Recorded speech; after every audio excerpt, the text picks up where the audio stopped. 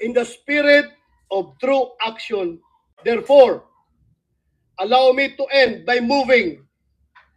I respectfully move that in view of its constitutional infirmities and questions on the jurisdiction and authority of the 20th Congress, the verified impeachment complaint against Vice President Sara Zimmerman Duterte be dismissed.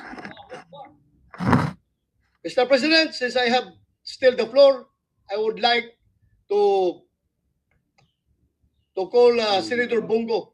Grabe, Mr. grabe. President. Mr. President, Pinadidismiss will na ni the Senator good Bato.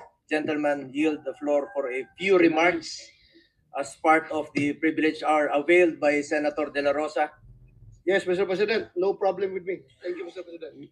Mr. President, I agree with the speech of Senator Bato De La Rosa. Sinigundaan ni Senator. Ang gusto nating Wala na, kalabasan tapos na. ng paglilitis na ito Senator ay Go. justisya.